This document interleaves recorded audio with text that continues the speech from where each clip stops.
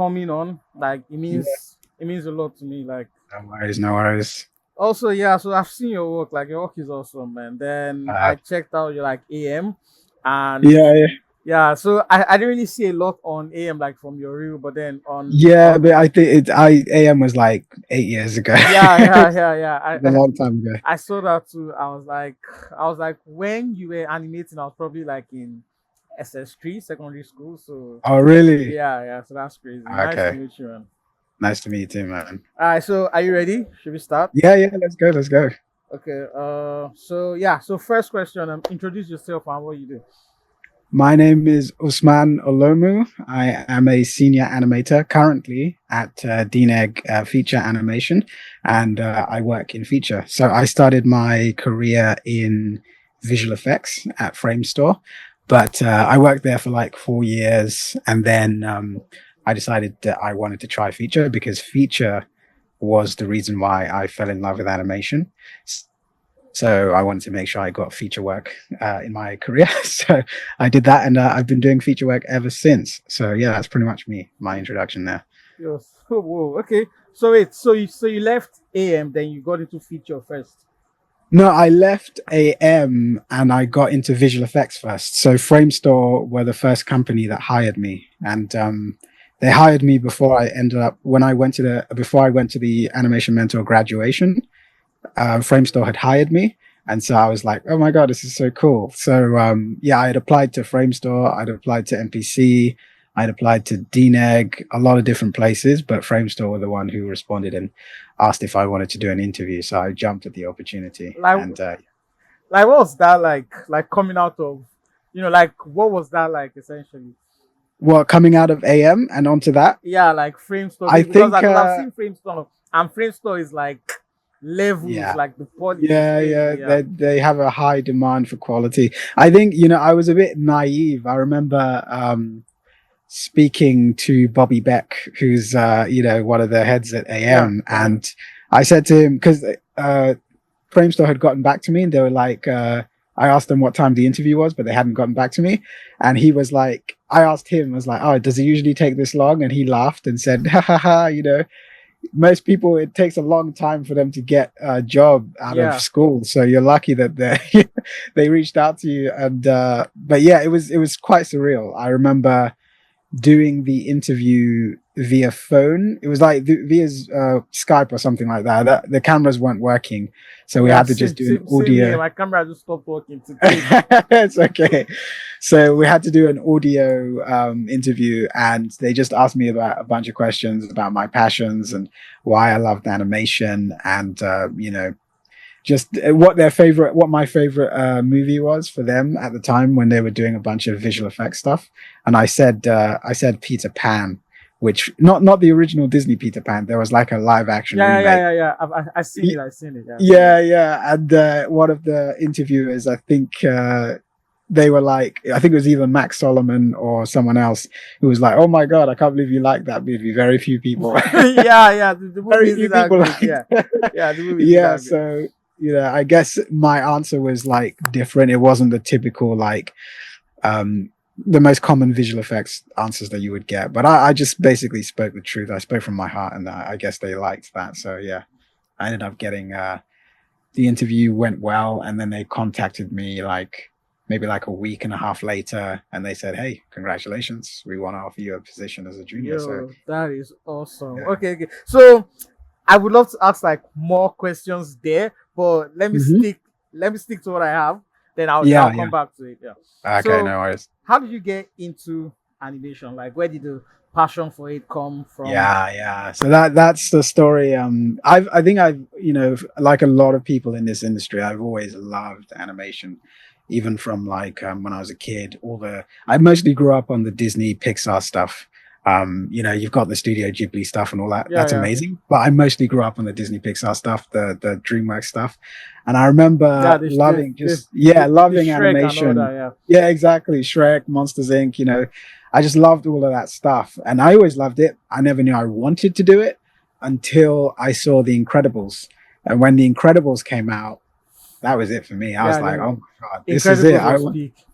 It's such an amazing movie. It still holds today. I Yeah, don't I care watched how it old like it is. like like like recently, and Yeah, yeah. it's still crazy. Yeah, it's amazing. It's amazing. I think when I saw The Incredibles, I knew that I wanted to do animation in terms of like the animation industry. I didn't know specifically that I wanted to be a character animator, but I knew that animation was it. And then after I did a bit more research going into it, I got really excited. I must have been maybe 14, 15 when that movie came out. So yeah, I decided, yeah, this is animation. I want to do this, but I didn't pursue it straight away. Okay. Yeah, yeah, I was still a kid messing around, doing all kinds of stuff. But yeah, that was the movie that got me like thinking, yeah, animation is it.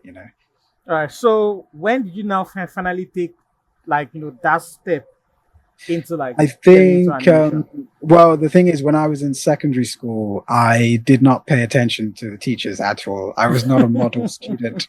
I was not.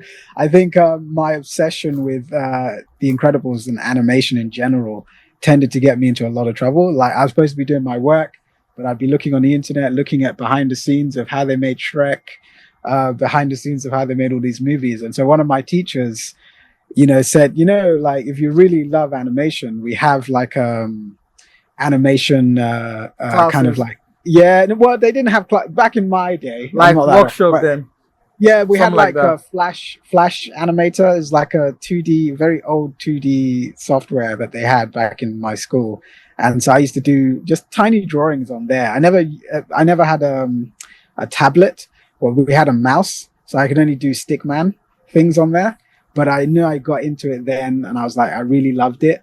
And at the time, there was Blender. Yeah, yeah, yeah. So Blender is really I old. started Well, I mean, with like yeah, Blender. yeah. I started with Blender as well. There was a film called Elephant's Dream, which was like one of the first short films that they did. I can't remember the characters' names. I think it was Emo or something like this. But I remember seeing that, and it was like they did this with free software. Like, you know what I mean? Like Yeah, that was the most amazing thing. So I downloaded Blender, and I really just started getting into like the modeling, even rigging sometimes, because I didn't know anything about animation. I didn't know how to do it. I didn't know where to go. I you're just just fiddling around with everything. messing around, exactly, messing around. I think I did that for a few years, and then when it was time for me to go to uni, that's when I was like, okay, I can really choose animation as a course, because my secondary school they didn't offer it like that. I don't think most secondary schools have it. Maybe today, but when I was in school, no. All right, awesome, And awesome. what I should point out, because a lot of people, I guess maybe some of your viewers might be thinking, do you need a degree for animation or do you not? I think it depends on your goals. If you want to travel and you want to work, like you want to be like a nomad and just travel all over the place, a degree is very important for that. Some countries have different stipulations on that, but ultimately, when I went to university, I ended up dropping out because I knew that no, I was That following, is the like character arc for like for like yeah, most yeah. I mean, animators. Yeah. because like what it was I remember it wasn't just The Incredibles. It was also I got the DVD, and they had the two disc collector's Behind edition. the scenes. Yeah, the behind the scenes and then the director's commentary. And so I became obsessed with Brad Bird as a director for a few Oh, years. okay, okay. And so a lot of the people that were in the top level of animation, they would always have their own way of saying, listen, if you want to do animation at the top level, you've got to be laser focused on animation. And then you can start to branch out and bring your life into your art and things like this. But as a skill set, there's a time when you just need to be focused on that. And when I went to university, I knew that I wanted to be an animator, and the course structure was set up in a way where the first few years were catered to people who were still figuring out what they wanted to do, which makes sense when you have a mass of students. But because I already knew that I wanted to just animate, it felt like, oh, I would be wasting my time. So I asked the professors, I said, when will we be doing character animation? And they said, oh, you'll only be doing that in your final year. And I just Oh, said, nah, there's okay. no way. Yeah, all that student debt for just to learn what I really want to learn in the final Yeah, year. true, No, true. didn't make sense. And it also, without disrespecting anybody, but my observation at the time was that the rigging, the lighting, the rendering, all looked amazing, but the animation just Was it choppy. wasn't. Yes, Yeah, it was exactly. choppy. Because it's like because they only focused on it on the last year. So when they showed the previous students' work, that's when I realized that's the reason why the work is not up to par because they're not treating it like an art. They're treating it like a technical thing. Yeah, And it's like, no, you got to hone that skill. So yeah, yeah. that's what I yeah. We we have that problem here because I don't know, like, if you've seen animation that's come out of Nigeria. Have you? Yeah, I've seen Like, some of it. Yeah, yeah. yeah, So I'm guessing you can see that, like what you just mentioned now. yeah. Like it's all rendered, it's all lit, but the animation is just Looks nice. Yeah, the animation's subpar. choppy. Yeah, Yeah. exactly. It's subpar. I mean, it's not terrible, but it's like you For know you to you say can do, it's not terrible, it's no, you know they can do better. It's yeah, like yeah, they can actually. yeah, and I think it's the typical focus on the wrong thing where too many people see animation as a technical thing, which it can be technical, especially if you're doing computer animation, Yeah, but it's art first, and you know yeah. you got to know your principles of animation and stuff like that. So Fun. yeah, Like, so that was one thing that I enjoyed about, like, AM, because I had been animating by myself for like 2 years. yeah, Then I got into AM, and they gave me the option of starting from maybe like ANO2, but hmm Mars advised me to do like ANO1. And doing yeah, ANO1 like really changed the way I looked at the principles of animation. Like it really built a solid foundation that yeah. going like forward now, I can hmm spot some mistakes in my work, and I'm like, okay, like I need to follow through on that. Like I need a bit of drag here, and like Yeah. so I get that. Like I can relate to that like very well. Yeah, it takes you back to basics and then you remember, oh my God, yes, I forgot this basic thing that So now when I look yeah. at my old stuff, I'm just like, like what have I been doing? Yeah, so Yeah, yeah. that's awesome.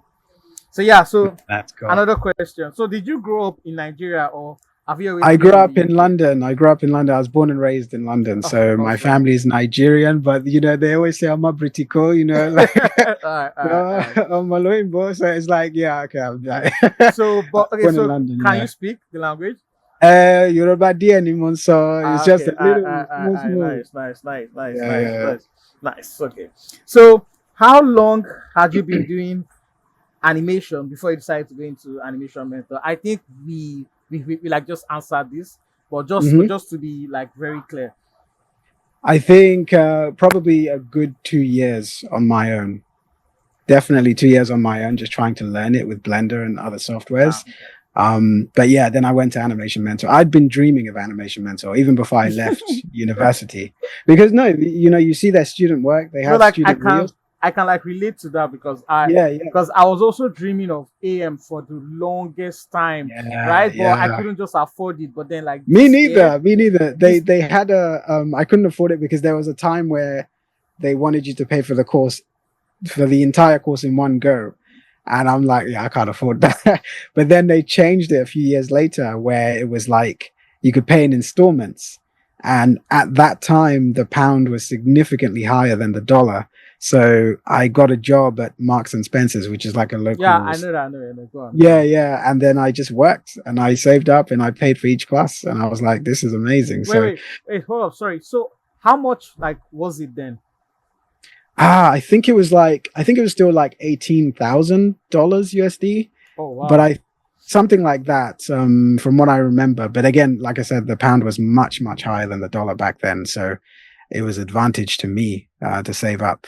So every 3 months I had to pay, so I saved up 3 months' salary, and then I paid AM, and so Funny that's how it enough, worked. that's how I'm paying for it like right now Yeah, as well. yeah. So they helped me out because I got like a 70% scholarship because of Oh, like really? because the naira is bad. Like the Yeah, naira is yeah, yeah, so bad. So yeah, so yeah. because of that, I've been able to like pay. So right now I just completed ANO2. I'm going to ANO3, Nice.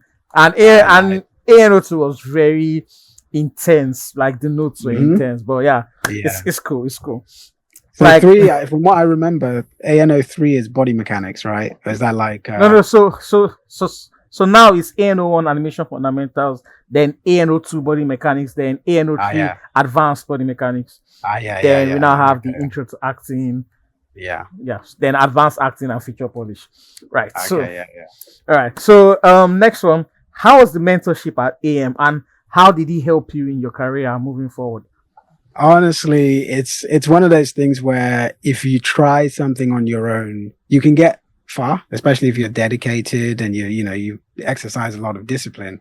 But when you have a mentor, people who have, come from a wealth of experience, they can see mistakes that you've made that you don't realize, and they can point you in the right direction and say, here, you have a thing that you're constantly doing here or that you're missing.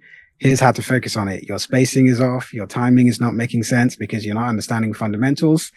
This is how you fix it. So honestly, like having mentors in general, not just in AM but outside of it, is like it really helps you. It gives you a boost. Like you get like, I don't know, like Sonic the Hedgehog. You get like go Like faster because Mario with the Mario mushrooms. mushrooms or Yeah, something like yeah, exactly.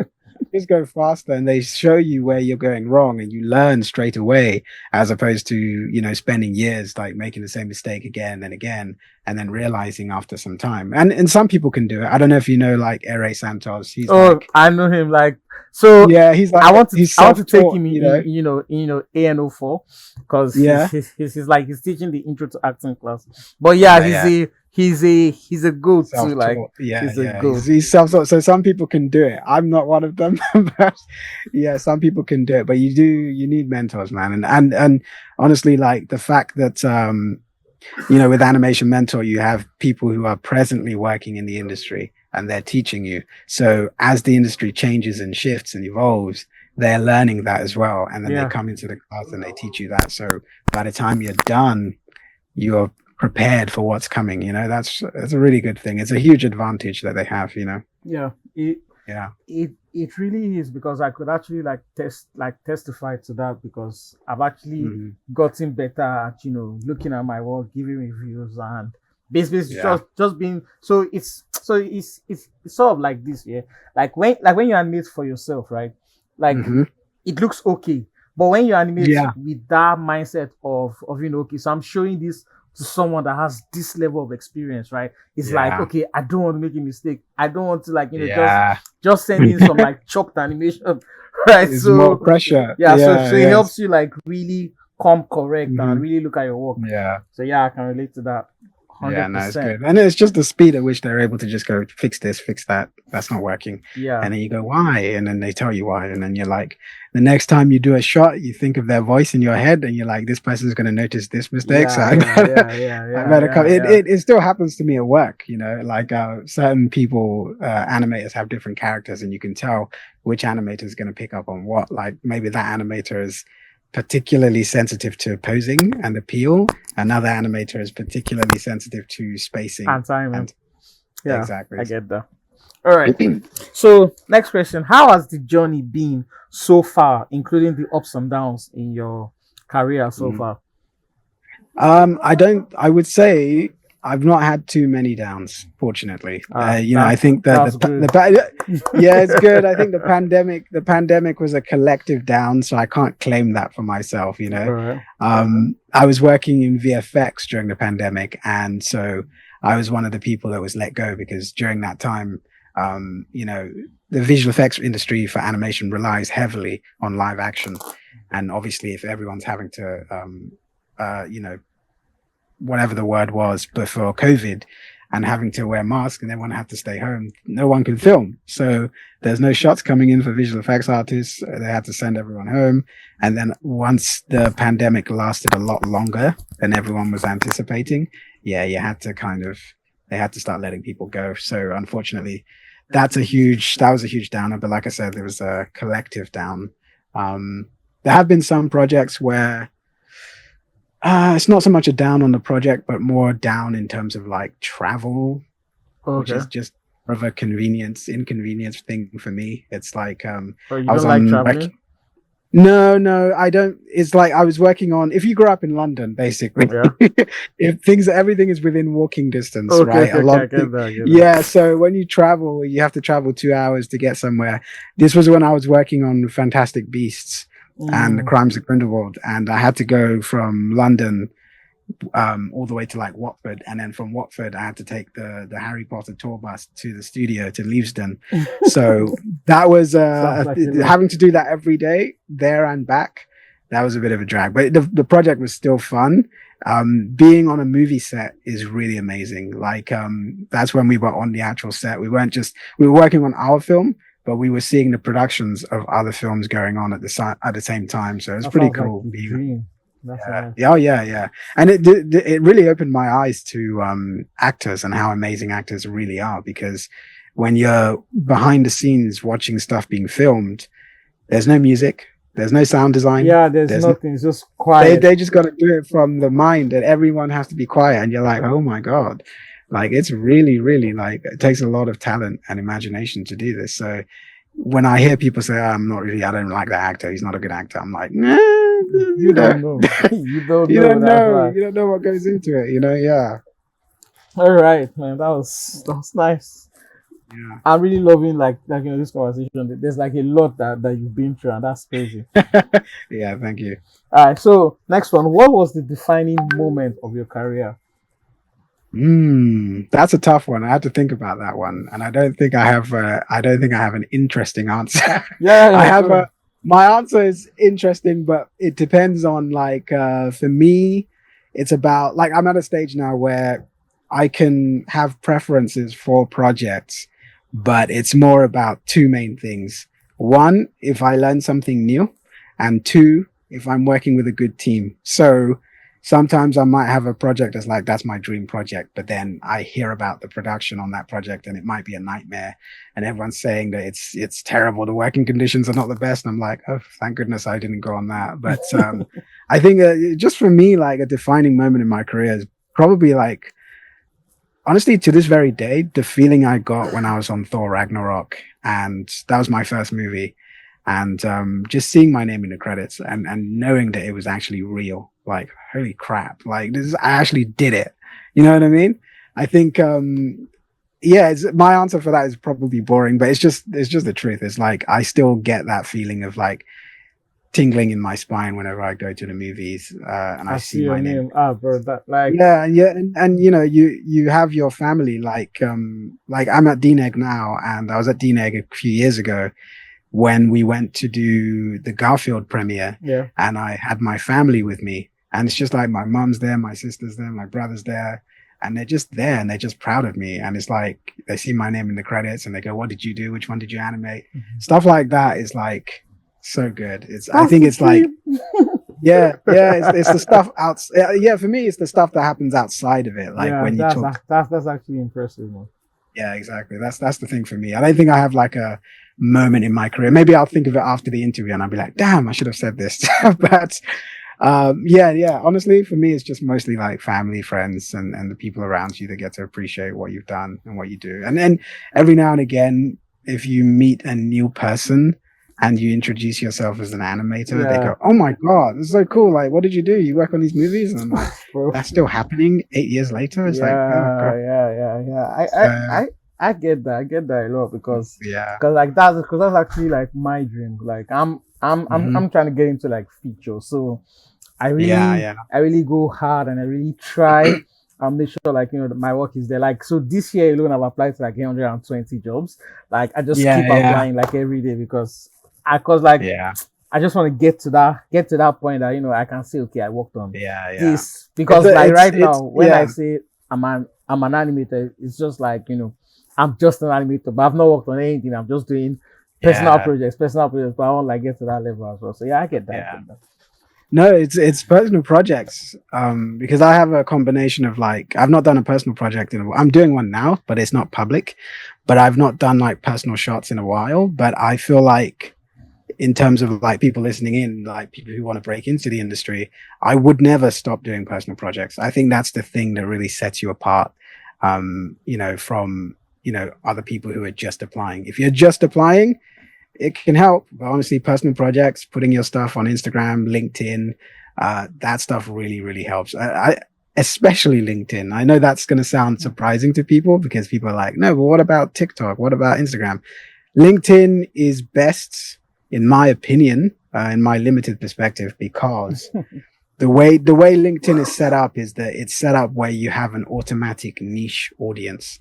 If you look at your connections on LinkedIn, you're an animator. 90% of your other connections are going to be animators as Yeah, well, right? yeah. So Your when you whole post network. something, exactly, when you post something, there's almost a guaranteed interest that they're going to look at that stuff. And I think for me, the vast majority of my engagement whenever I post stuff is on LinkedIn, because the vast majority of other people that are there are either animators, lighting artists, comp artists, concept artists, people that are into the industry in general. Whereas with Instagram, it can be a little bit more miscellaneous. So yeah, I would honestly recommend that you constantly post. I know that every time I've done in the past when I've done personal projects and I posted it on LinkedIn, I've always been headhunted. I think in the last like 5 years, a lot of the jobs that I've gotten have happened because Of people have LinkedIn. seen my stuff on LinkedIn or something like this. So it's really important for people, especially people wanting to break into the industry. Social media is actually really important. I used to ignore that for a long time, but social media is like free advertising for yourself. So it's really important to do stuff on social media. Yeah. Awesome, awesome, awesome. Because I've actually been posting a lot these days. Mhm. A lot of practice, a lot of like I'm just trying to be out there. So yeah. Yeah, Okay. yeah. What kind of stuff are you posting? Are you just posting like cycles or No, like no, what no. is So it? not cycle. So I do a lot of personal projects. So anything that I learn at AM, I like do a Yeah, short that yeah, requires me to use that. So right yeah, now yeah, I'm yeah. working on an ice skating shot, and I'm Mm, making good use of the community to like give me like yeah. feedback and everything. So Okay. it's been awesome. But I mostly do like skateboard shots. Like so Yeah. I'm sort of I'm okay. I'm not really I'm not really your level, but I'm okay. Yeah, But no, I'm like that's come getting there. on. My But level's like it's just I've done more reps. I've yeah, done more yeah, reps at the yeah, gym. yeah, That's what yeah, it is. yeah, Yeah, no, I think like the conversations that you have, in the office with other animators is like you can do the body mechanics stuff, you can do the cycles, you can do all of this stuff. And most animators who are professionally working are kind of like, yeah, I expect you to know that if you're posting, which yeah, is cool. yeah, yeah. But they're more interested in your ideas. Like, are you funny? Are you someone who's introspective? Are you someone who is artistic and you're showing who you are through that? So it's less to do about the sort of showy flashiness of your animation and more to do with like how are you telling us who you are? So you can have like a 10-second shot that looks amazing, and if the body mechanics works, it's amazing. But you can have a 5-second shot of just the character thinking and you taking the audience through what they're thinking. Yeah, That can work just as well. In fact, sometimes it can work better, yeah. for people hiring. Yeah. Okay, so at the end of this, I'll show you a compilation of like the demo reel that I have now, so I can get like Hmm. your Feedback. notes Yeah, after yeah, this. yeah, yeah, But yeah, okay. yeah. Okay. So next question, who was your favorite mentor at AM, and what did they say that Hmm. impacted the way you work now? Favorite mentor. I had I can't remember all of them. I had Michelle Mika, I had Kevin Kosh, I had Aslan Elva, and I had Matthew Reese. And funnily enough, I only Matthew know Reese. two of those guys. Okay, who do you know? Who do you know? I know Matthew Reese and the second one you Yeah. mentioned. Okay, yeah, Kevin Kosh. Yeah, yeah, Yeah, Kevin so Kosh. Matthew's funny because I'm actually working with him now Okay, on awesome. a DNEG project that is unannounced, so I can't talk about it. No problem, But no problem. yeah, yeah, he's a really funny guy, and he's just super talented and just a hilarious guy in general. But yeah, I don't think if I say I have a favorite mentor, You be lying. I'm putting my should I say Matthew because he might be watching? No, it's I would say I don't know. I feel like it's the people you learn from the most. So probably Aslan Elva. And the reason why I say Aslan is because he was the first mentor that I had that was very direct and straightforward. Like some mentors will be very polite, kind, and friendly and social and stuff like Yeah, that. And I'm not saying Aslan was unsocial. I'm just saying he was very direct in the sense that like this isn't working. Here's how you need to fix it. And my first experience of that was quite like abrasive. Um, not that he did anything wrong. It was just I was used to people being like, "Yeah, it looks good, Usman. Like you can do this, you can improve it." Aslan was like, "No, this doesn't work. Do this, fix it." yeah, So I've come to learn that people who are more direct are probably the best people who are going to help you because they cut away the fluff and they just get on with what doesn't work and you need to fix it. So it's more the attitude that I got from Aslan where I'm like, okay, this is cool because you're going to come across people in the industry who were going to be like this. And I actually worked with Aslan at Framestore as well, so I got to meet him there. So it's another cool benefit of Animation Mentor is that you'll end up likely working with your mentors one day because they come from the industry. But yeah, I'd say Aslan because of the sort of very direct approach that he had, no nonsense kind of guy. So yeah. All right, no problem. So I just wanted to give you a disclaimer. So the Zoom call will soon end, but I'll send another link so you can hop back in. All right. So okay, cool. How was your experience working at Framestore? Framestore was cool. It was because I knew that I wanted to do feature animation. Going into visual effects was a very different thing. It was my first experience with anything anyway, but the first shock that I had was Animation Mentor teaches you to animate. When I was there, they taught you to animate for feature. I know they have more VFX stuff now. Yeah. VFX, when I was there, they mostly taught you to animate for feature, and so you would have to block things in step keys and stuff like that. Yeah. And then I remember one of my first experiences at Framestore. I blocked everything in step, and I went to dailies. And the guy, the anim director was like, "Oh no, you need to spline this." And I was like, "Spline? I'm not ready for spline. I just did it." But I was panicking, and I went back to my desk, and I was like, "I don't know what to do." I spoke to one of my animation buddies. His name was Alexandra Antonades at the time, and he was like, "Oh no, it's just because it's VFX. We don't do blocking in VFX. Everything is like blocking is spline in VFX." And I was so relieved because I thought they wanted me to already be in spline. I was like, no, my God, I don't know if I can handle this job, this industry. I don't know. I'm fake. I'm not good enough. All of that happened within the span of 17, 18 minutes. And I was panicking. So that was the first real shocker when it came to, working at Framestore. But I eventually, you gain more confidence with the people around you, not just in terms of animation, but just the camaraderie of hanging out with people who are like-minded and passionate and talking about movies the same way you do. So Framestore was very good, especially for me for VFX, because learning how to animate realistically is it was very different from what I learned at Animation Mentor. Again, it was just more stylistic. So I almost had to unlearn Animation Mentor stuff, not in a bad way, but in a way where it's we do visual effects. And the notes that I kept on getting was, your stuff is moving too much. Just hold the pose, just hold the frame. If you're animating a character and they have to stand next to a live action character, they can't be moving all the time. Otherwise the audience is going to get distracted. You just have to hold the pose, keep that story, keep going. When you look at visual effects stuff, a lot of it's very subtle. You have moments of expression, but a lot of it is very subtle, so that's what I learned, is to just let things breathe. You don't always have to do cartoony, constantly moving. Just let things breathe. That's one of the things I learned. Yeah. Okay, that's awesome. All right, so have you seen the new link? Yeah, let me just refresh my Google. Let me see. Hold on a second. No problem. Yes, I see it in it. So I close this one? No. Just wait.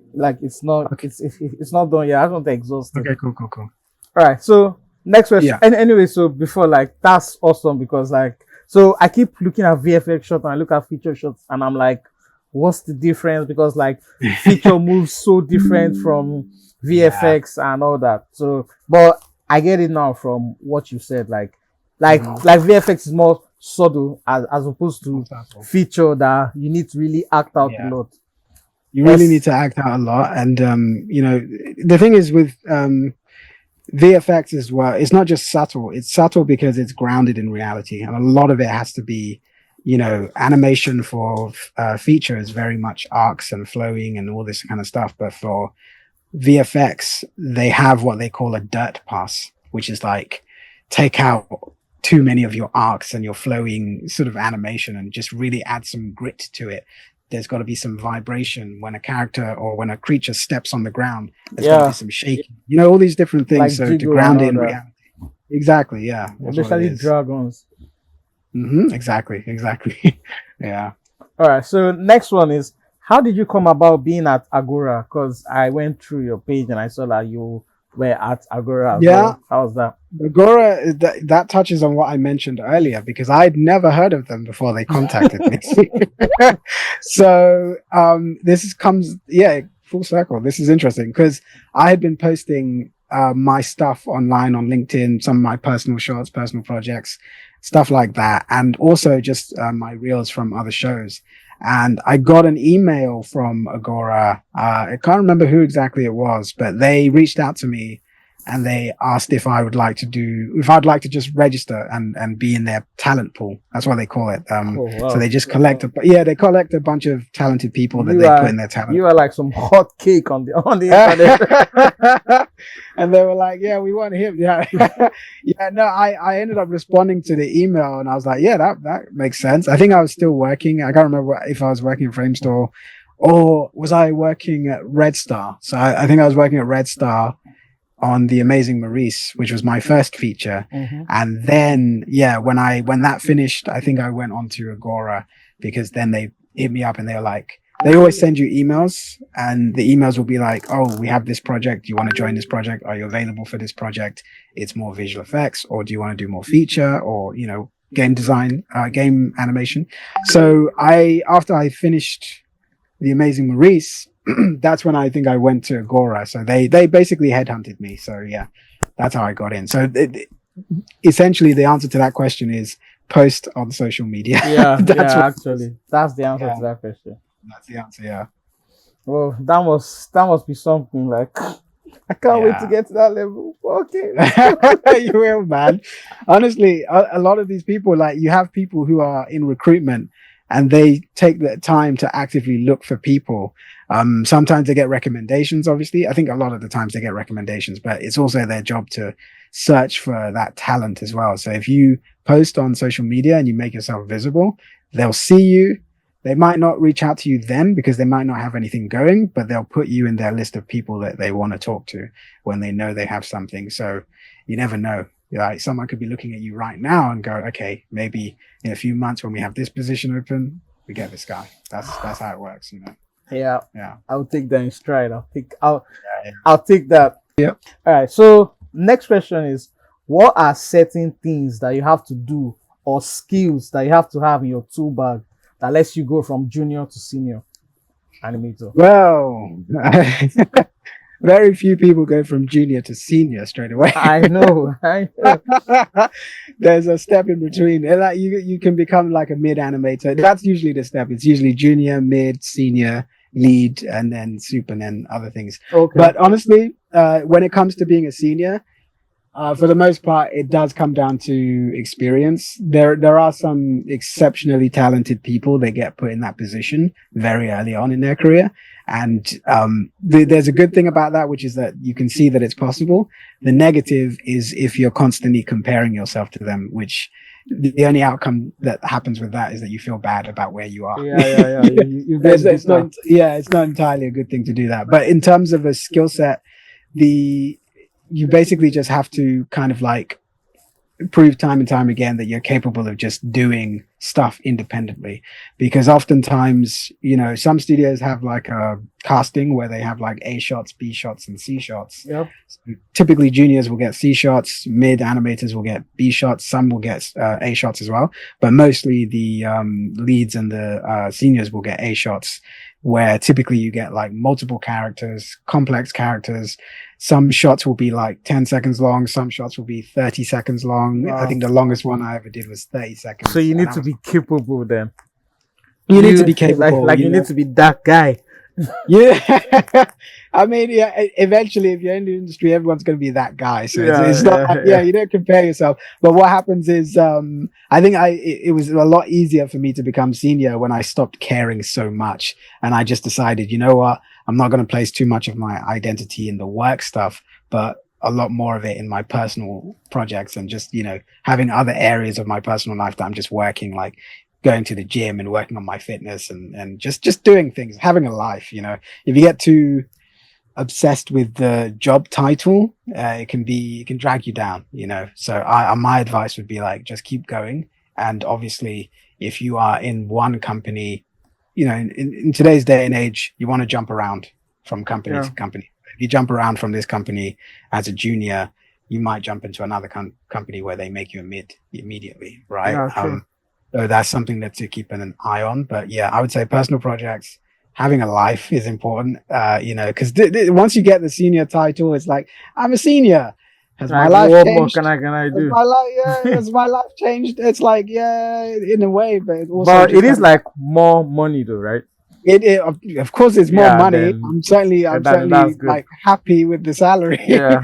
But it's like yeah, you know what it is? When I was a junior, I remember hanging out with a bunch of the frame store guys, and there was a guy named John Alvarado, and he was like a lead anim director guy. And he said, you get to a point where you earn so much money or salary that it's like it stops mattering anymore. You still have a life to live and you've got problems. And in my Yeah. head, I heard what he said. Outside, I nodded. But in my head, I was like, it's easy to say when you're on like 70.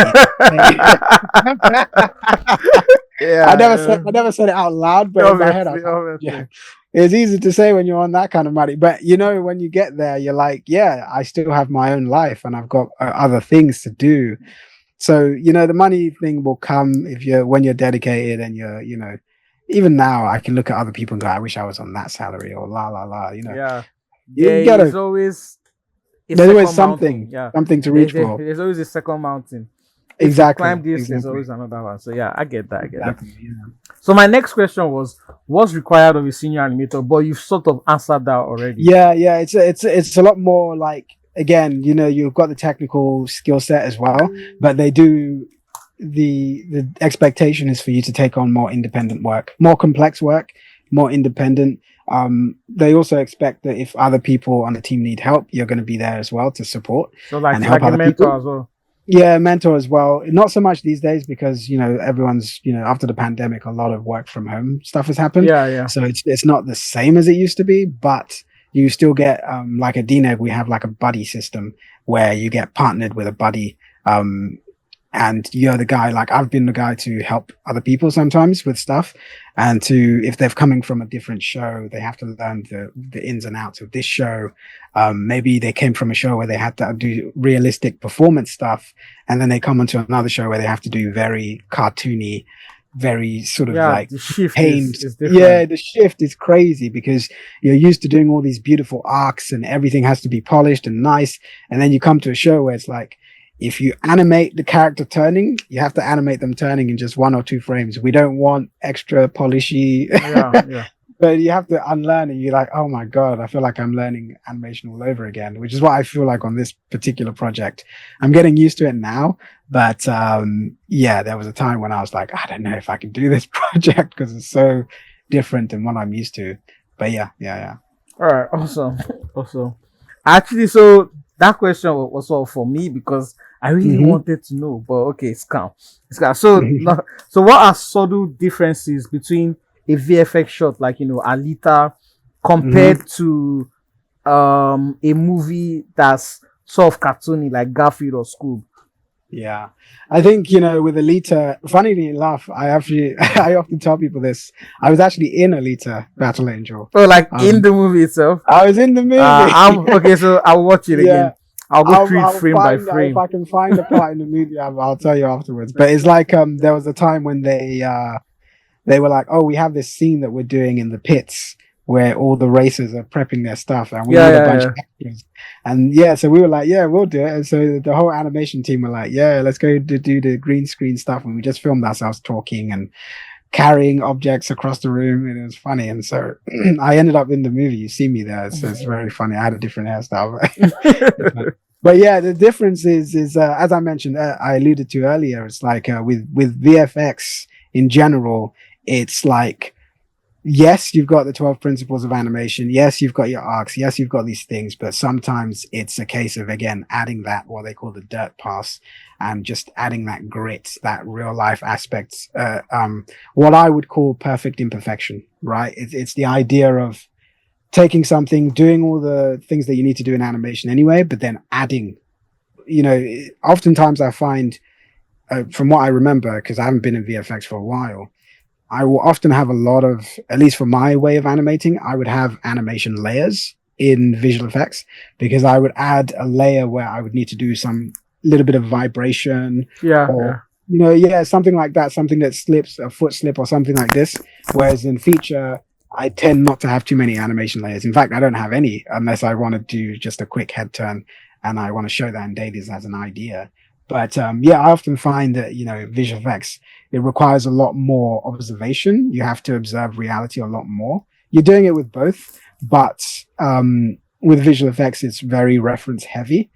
So you have to make sure you get it right. It's the audience is not foolish. They're not going to be tricked, right? yeah, Especially when your animation has to stand with live action characters and human beings that we're all very familiar with their movements. So when we see something that looks a bit off in animation in VFX, it's very noticeable. And it's a cruel irony because when you do your job well, nobody notices. But when you make a mistake, yeah, it becomes yeah, the most yeah, obvious thing. yeah, And yeah, it's yeah, yeah. especially true in VFX. Yeah, With feature, you can get away with it a little bit more because depending on the it's style, it's right? And the stylized like and anatomy of the characters.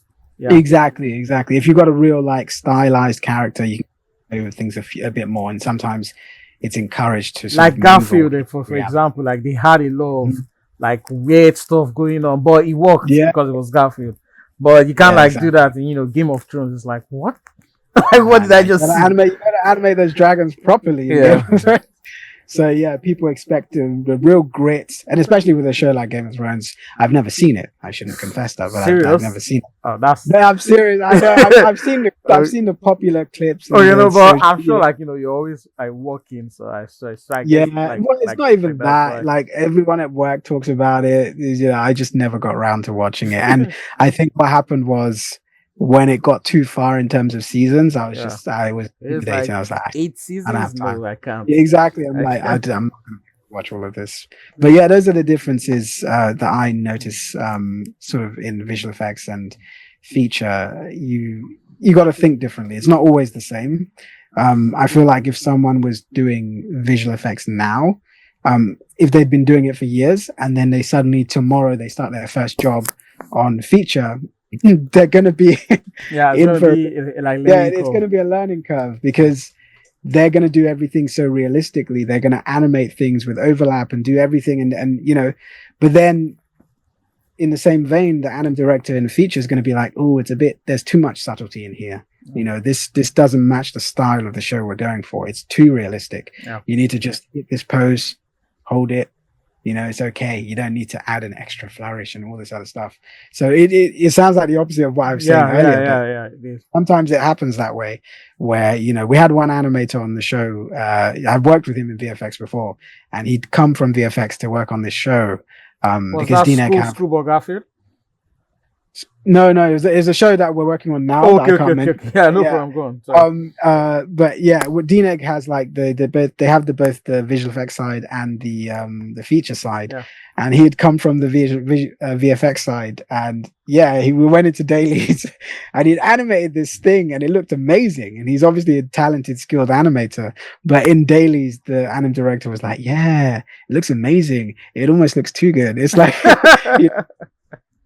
bring it Yeah, I in, get it. I dial get it. it back because Really back. it's too and he was like, "Oh yeah, it's because you're VFX. You don't have to do that much here. You just have to, hold your poses, especially on the style of the show that we have. It's like hold the poses, even if it seems like it's a harsh transition. You have to hold it like that because that's the style. So yeah, it can be a learning curve for going both ways. But it's always nice. I think as an animator, it's always advantageous if you have both visual effects and feature experience Yeah. because my first feature film was The Amazing Maurice. I got that job because of my visual effects experience, because most of the characters in that film were quadrupeds. They were either a rat or a cat. And, I did an animation test where I had to do quadrupeds. So because I'd been doing quadrupeds in VFX for so long, I was able to kind of like ace that. And the anim director was like, yeah, I want you on this team. All right. So that's how I got into The Amazing Maurice. Yeah. Awesome. Awesome. All right. So I have three more questions, and that's it. I won't take up any more of your time. No So yeah. worries. So let's go. So any words of encouragement or something you wish you had known earlier before getting to where you are right now? Mm. So the thing I think, like you talk about, like, I don't want to go too deep into mental health, but I touched on it earlier, which is basically, you're going to get into the industry, especially if you're dedicated and you're passionate and you keep putting your work out there. People are going to see you. They already know you probably, but they're just waiting for you to really, you know, show that animation that really sings or shows them the potential that you can get in. When you do get in, don't compare yourself, man. That's the thing that's going to take away so much of your confidence. And I made that mistake when I first got in. I compared myself a lot, and it's something that you can't help doing, but it eats away at your confidence, and you start to feel like I can't do some things, or if you get certain shots, maybe you feel like I don't know if I want that shot. I'm too intimidated. So my advice would be, don't compare. That's comparison is the thief of joy. They really mean it when they say that. So that's something I wish I learned. That I wish I knew earlier in my career. Don't compare. You're in the industry because you're good enough to be there. More than one person has decided you're good enough to be there. So trust that they can see the potential in you. So yeah. Wow, that's deep. And you said No, you yeah, didn't yeah. want to It's go very deep, but you did. So that's awesome. Yeah, like yeah, that's solid advice right there. yeah. Because I used to That's the do with important that thing. You when I deserve to be. started, but then I stopped. Yeah. And I've been better for it because I just like thought about it that at the end of it, Hmm. like they could give like 10 good animators like one audio, and all of them would animate that like differently. And Yeah. that's like the most unique part about like animation. That's you like bring Hmm. a bit of yourself Yeah, into your exactly. work. So I get Yeah, that. it's like, you can have multiple artists in a room and you give them all a still life piece of arts or Yeah. objects to observe. One artist you give watercolors, another artist you give pastels, another artist you give oil paintings. They're going to create, even though they're focusing on the same Yeah. subject, they're going to create something that's beautiful, but also everyone's going to have something Like that's unique. different. Yeah. Exactly. That's a beautiful thing about it. Even if you gave them all the same materials, actually, that Yeah, they would all create it still be different. unique to every individual Exactly. because Exactly. And that we see the world differently. exactly. Yeah, Exactly. that's solid advice right there. I'll write that down. All Yeah. right. So, what's one recurring thing that you keep learning as you jump across projects, and one piece of advice you give for longevity in the industry? But I think what you just said is the Mhm. advice, right? But Yeah. so the question will be, what's one thing that you keep learning as you jump across projects and companies? Going back to readjusting your timing and spacing. This is something that, especially on this project, I had to relearn again because you get used to this project. I can say is it's on twos, so it's the first time I've ever worked on a project that's on twos. So it's one frame exposed twice basically, Yeah, and so you have to think differently. You can't just, the way you would animate on ones is like you would just move things around. I've noticed that when I'm working on twos now, I have to be a lot more methodical and I have to think and adjust my spacing accordingly. So I often find that when I'm, changing from project to project, it's just sort of like changing your timing and spacing and adjusting to the style of the show. That's the first thing that I recognize that I do and I do my due diligence on. And then you have style, appeal, all these different things. But I think the thing that I constantly go back to, my bread and butter, if you will, is the timing and the spacing. Because that stuff is like you can forget it because you're so used to it, like bouncing ball, whatever. But different shows require you to think differently because everything is in a different style, especially these days, after Spider-Verse, things yeah. just changed. Spider-Verse really, Yeah, things really, just really changed, did a lot. Yeah, Oh Spider-Verse yeah, was yeah. crazy. All right, Yeah. all right, awesome, awesome. So the last one, any advice for younger animators trying to break into the industry or trying to level up their skill? Find another career. No, I'm joking. I'm joking. No, no, because the talk about AI and will there be any jobs in the Yeah, future, yeah, these yeah. kind of things. No, I would say, like your passion, especially when you're starting out, you're gonna be so passionate. They're gonna see the the light in your eyes, and they're going to be like, oh my God, I can't believe I used to be like you. You have this, the fire in your eyes and you're ready to go. It's inspiring stuff. Really amazing. So I would say for people who are still trying to get in, keep posting, man. Honestly, the social media stuff, I cannot emphasize that enough. I even have like I've not been posting on my YouTube as much as I should, but I even YouTube, if you have a YouTube channel, post on there. Just talk about, you don't even have to do animation. Maybe you can just talk about your opinions on animation and a certain movie that you saw that came out. You know, these things, just make yourself as visible as possible, Yeah. you know, and really put your work out there, not just in terms of like just posting, but also making sure that people know, like have something that people remember you by. You can have again, like a 5-second shot that's just really nice. And if you put it on your, let's say your Instagram reel, and you make it loop in a really good way, people will just watch that on repeat, you know, and then you start getting a lot of followers. People will start seeing you more. I need to learn this as well, because I've been mostly using LinkedIn, but on my Instagram, I'll probably post more as well. And yeah, honestly, social media presence, that Very, side very of things important. Very is important, very important, honestly. especially these days. You know, that's how a lot of people find you. You know, so there's that, and I would also say, just in terms of like on your technical things, always be looking for feedback.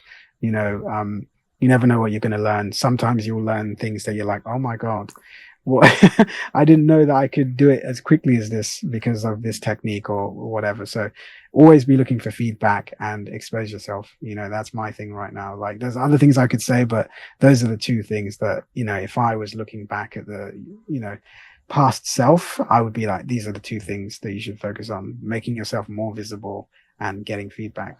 Yeah. Awesome. Awesome, because I'm happy you said this, because I'm always shouting on my Instagram, like, Yeah. get feedback, because at the end of it, like, when you're meeting by yourself, like, you don't know what to look out Tunnel for, vision. right? Yeah. Yeah. Exactly. Like you don't know that, okay, maybe I shouldn't act this way, like maybe I should shoot like 1 hour Hmm. of reference. So all those things, Yeah. I try and raise awareness on all that, Yeah. because I've worked at a studio here that Hmm. they just animated like without a reference, and I was like, what? Like, you guys just go. Well, that's interesting though, because it's not always, you know, Yeah, I used to, but like, skill level though, like you it yeah, it requires depends. It requires a depends. lot of It depends experience to because just do I think that. I made a video on my YouTube channel about this very specific topic. Yeah. There was a point, interesting. There was a point. So this answers your earlier question that I had with the in terms of like my inner turmoil. There was a point in my career where I felt that I was relying too heavily on reference. Okay. You know, you do film reference and you do follow the advice that a lot of veterans tell you: use reference, and it makes sense because certain things I can do now, I do it without reference, but it's because of muscle memory that I got from reference and Yeah. studying out reference Yeah. before. So the thing is that I did feel like, okay, I think I'm relying too heavily on reference, especially now that I'd gone into feature a little bit more, and I'm like, there's certain things that I have to do where my character has to make certain moves, and I can't record that. Act it out. Yeah. Yeah, I can't act it out Like because I'm not like up to cartoony that, or movements, right? exactly, I can't do it. And I'm just like, man, I feel like I'm a phony. I feel like I'm a fake because I should be able to do this with my understanding of the 12 principles. And eventually I did, but I had to kind of tell myself, yeah, I'm actually over relying on video reference. And it felt like, especially because I was doing that comparison thing again, Yeah. where I was like, man, that guy over there, he just animated that. That girl over there, they just animated that, and they didn't even shoot reference. So there is a time and a place for, you know, having reference, and it's very important. But there's also some shows where they will actually tell you, we're not doing reference on this show. So Oh, you have to be prepared for that. Oh yeah, absolutely, it happens. It happens because the director has a very specific vision, and you know, before the director even comes to the animation studio, before they even get to that point, we're talking 4 or 5 years worth of development. So they know what they want, and when they okay. come in and they say no reference, yeah, Okay, that makes sense, right? That yeah, makes exactly, sense, because, like, they've planned it out. But exactly. anyways, it's not even important. But yeah, I get you. Get Yeah, feedback, and put yourself like out there. Right. Yeah. Yeah. All right. So I think those are all of my questions. If you want to Yeah. ask me anything, but then again, I sent my demo reel You said, yeah. Let me and the look at link. it. Let me put So it in.